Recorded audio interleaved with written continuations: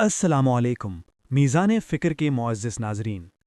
تاریخ انسانی میں کچھ ایسی شخصیات گزری ہیں جن کے قدموں کی چاپ سے باطل کے ایوان لرز اٹھتے تھے اور جن کا عدل رہتی دنیا تک کے لیے مشعل راہ بن گیا۔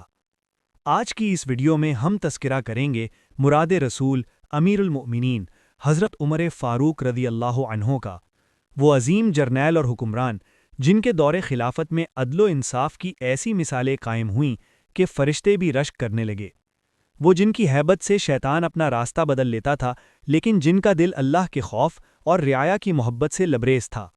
آئیے آج میزان فکر کے اس پلیٹ فارم سے ہم حضرت عمر فاروق رضی اللہ عنہ کی زندگی کے اس ایمان افروز واقعے کی طرف چلتے ہیں جو ہمیں سکھاتا ہے کہ جب انسان کے دل میں خدا کا خوف جاگ جائے تو وہ تنہائی نے بھی سچائی کا راستہ نہیں چھوڑتا۔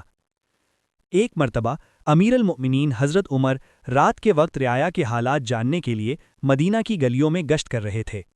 تھک کر وہ ایک گھر کی دیوار کے ساتھ ٹیک لگا کر بیٹھ گئے۔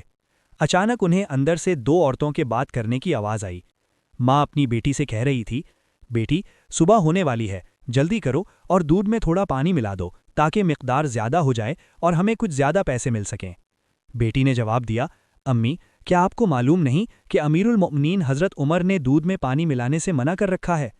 ماں نے کہا، بیٹی اس وقت عمر یہاں کہاں دیکھ رہے ہیں، وہ تو اپنے گھر میں آرام کر رہے ہوں گے، انہیں کیا پتہ چلے گا؟ نیک بخت بیٹی نے ایسا جواب دیا جو رہتی دنیا تک کے لیے ایک مثال بن گیا، امی اگر عمر نہیں دیکھ رہے تو عمر کا رب تو دیکھ رہا ہے۔ حضرت عمر دیوار کے پیچھے کھڑے یہ سب سن رہے تھے۔ آپ اس لڑکی کے تقوی اور امانت داری سے اتنے متاثر ہوئے کہ صبح ہوتے ہی اپنے بیٹے حضرت عاصم رضی اللہ عنہ کے لیے اس لڑکی کا رشتہ مانگ لیا۔ اسی پاک دامن لڑکی کی نسل سے آگے چل کر مشہور زمانہ عادل حکمران حضرت عمر بن عبدالعزیز رحمۃ اللہ علیہ پیدا ہوئے، جنہیں ان کے عدل و انصاف کی وجہ سے عمر ثانی کہا جاتا ہے۔